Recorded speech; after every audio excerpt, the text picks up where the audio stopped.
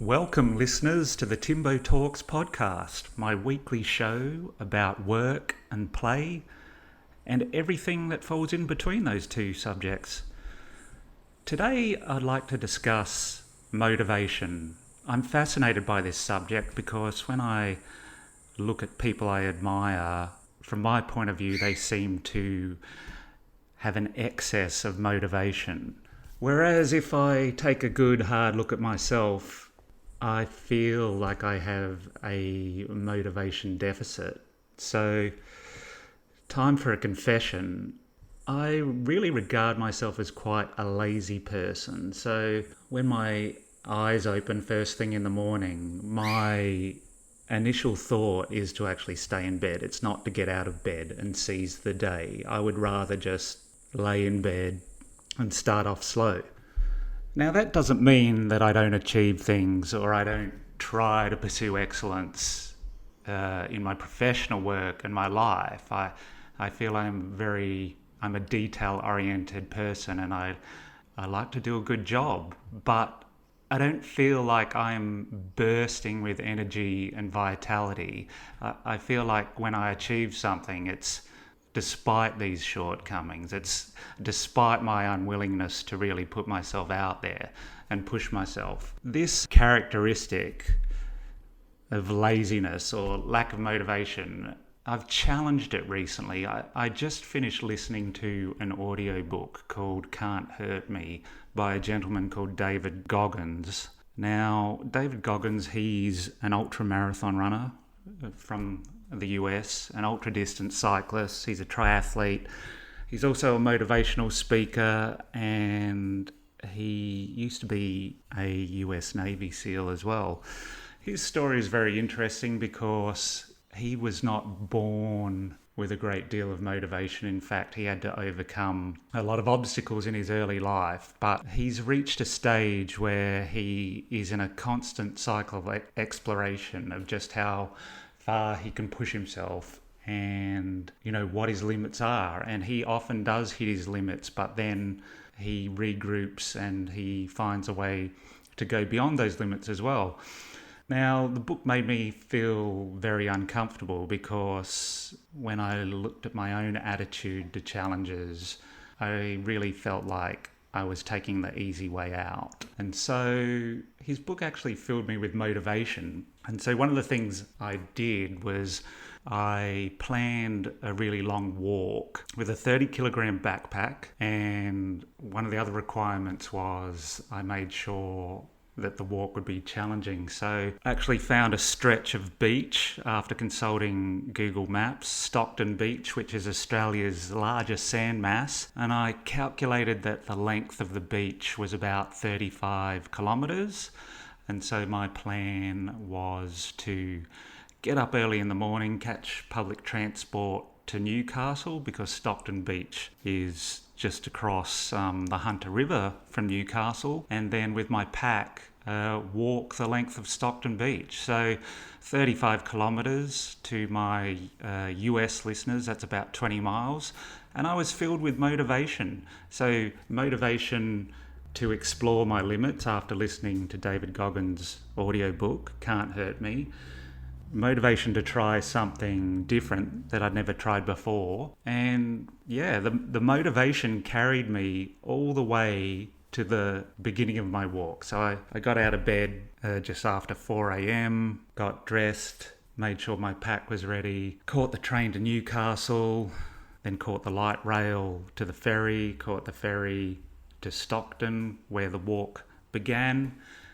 Now, I would say that my motivation was 100% until I actually began the walk. So my feet touched the sand of Stockton Beach at about 9:30 a.m. in the morning, and I had gotten up, as I said, before 4, so there was several hours travel just to get to Stockton Beach.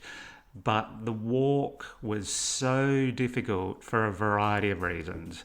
My pack was too heavy. I didn't really need to carry 30 kilos on my back. I mean, I had a mattress, I had a blanket, I had a cushion, I had spare clothes, I had water, which was obviously essential. I had snacks, I even had my tent. which I probably didn't need in retrospect. And then all that weight.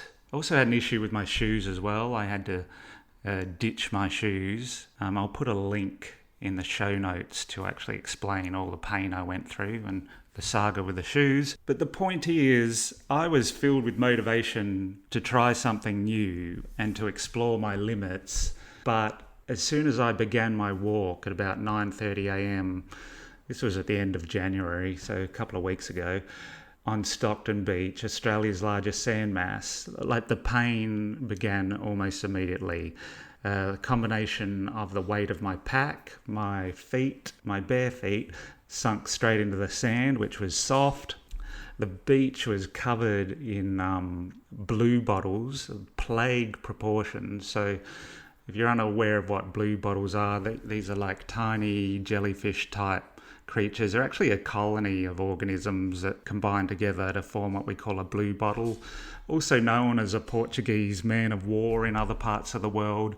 But they also have long, spiky blue tendrils. If you've ever been surfing or swimming when it's blue bottle season and you have the misfortune to collide with one of these creatures or colony of creatures, like the pain is really impressive. And the beach was covered in blue bottles to what I would call plague proportions. The tide had brought them in. So not only was the sand super soft, I was sinking into the sand because of the excessive weight of my pack, and I had to do this crazy dance, like where I would have to find bare patches of sand to avoid stepping on the blue bottles because I had bare feet.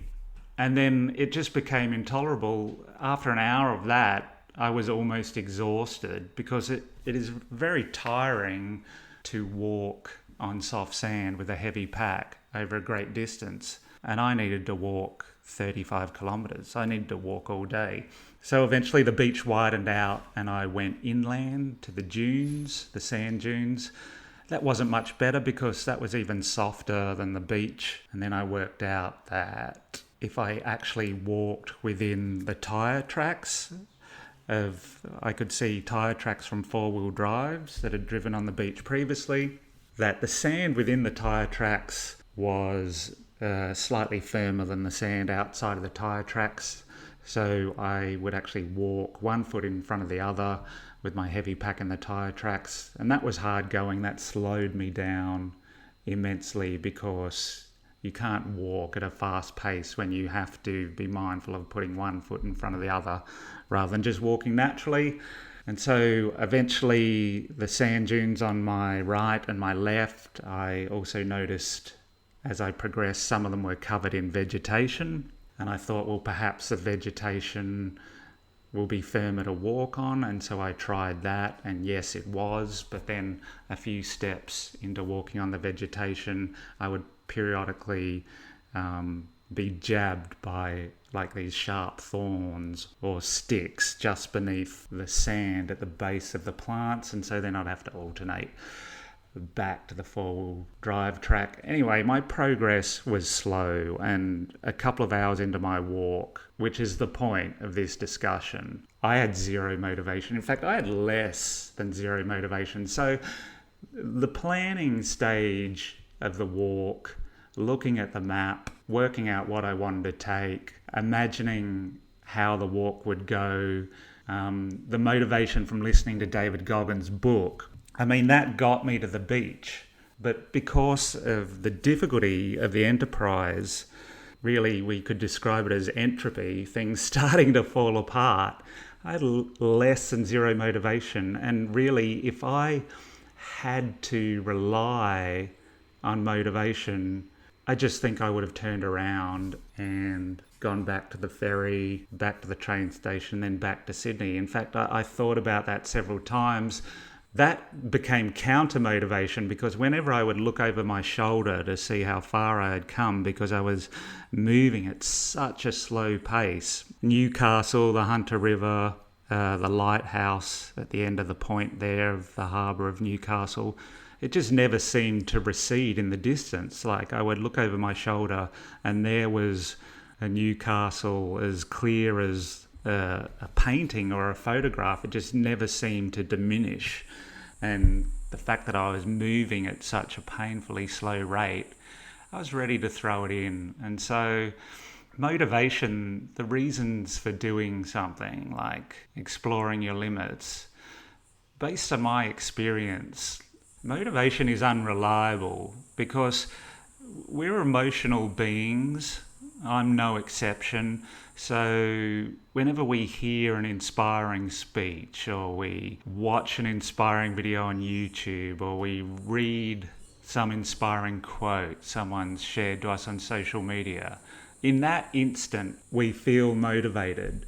But to then take that motivation and do something you've never done before, it dries up pretty quickly, which is interesting. And David Goggins, like, I've read a few motivational books, but I really only have respect for a motivational work if the author presenting the material has actually done incredible things. So that's a way of vetting a motivational speaker. That gives them credibility. And David Goggins, like, I'm not going to go into the things he's done because they're almost beyond belief, and the punishment he has put through his body through. He has the qualifications, and it's interesting, later on in his audiobook he acknowledges the whole problem of motivation, and he basically says if motivation is the only thing you have, it will give out. It's actually not enough. You actually have to find something beyond motivation to keep going. Now, for my walk on Stockton Beach, as much pain as I was in, I did keep going and going and going. Anyway, I did complete the walk in 13 hours, but it was so difficult that when I got to the end that I was a mess. I collapsed on the top of a sand dune at the very end of Stockton Beach, and basically passed out immediately after I unrolled my bedroll. But the steps required to get to the end of the beach, I'd left motivation behind by about 11 a.m. in the morning. 11 a.m. in the morning. So what carried me the rest of the way, thinking about that experience, I would have to say it's curiosity. So curiosity doesn't sound particularly motivating. In my case, I think curiosity is a lot more potent than motivation. I would go as far to say curiosity is superior to motivation. Well, why do I say that? Because I was ready to give up. I thought I'd overextended myself. I felt I had no business being out there on Stockton Beach, Australia's largest sand mass, with a 30-kilogram pack. My shoes had already given out in the morning. I was barefoot. The sand was hot. It was too hard to walk on. It was too soft to walk on, which made it too hard to walk on. It got better as I found harder sand. But really what kept me going was a sense of curiosity. A man in his 40s, not an athlete, someone who essentially regards themselves as a lazy person, speaking about myself. Just how far could I go with little training, little preparation? I thought I was prepared, but in retrospect it was a little preparation.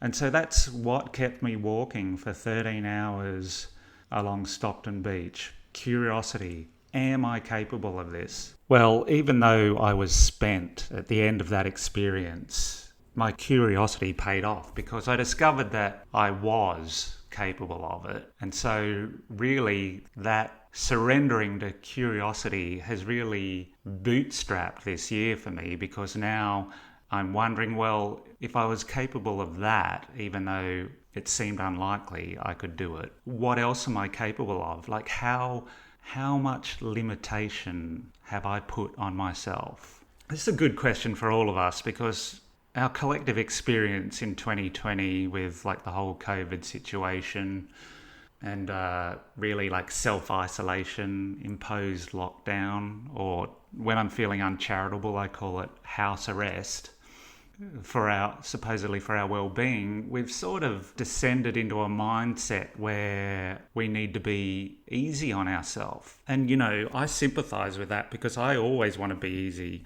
on myself. When the weekend rolls around and the grass is long and I'm meant to mow the lawn, I would rather just sit on the lounge and read a book or watch a movie. Or even during the week at work, if I have a list of things, like an enormous list of things to do, and I look at the length of the list, my initial reaction is, I don't really want to do this. But if we set ourselves a task, a goal, a mission, or a challenge, and we overcome it, if we apply the curiosity mindset and go, I'm curious, this challenge that I've set before myself, can I overcome it? Can I get through this?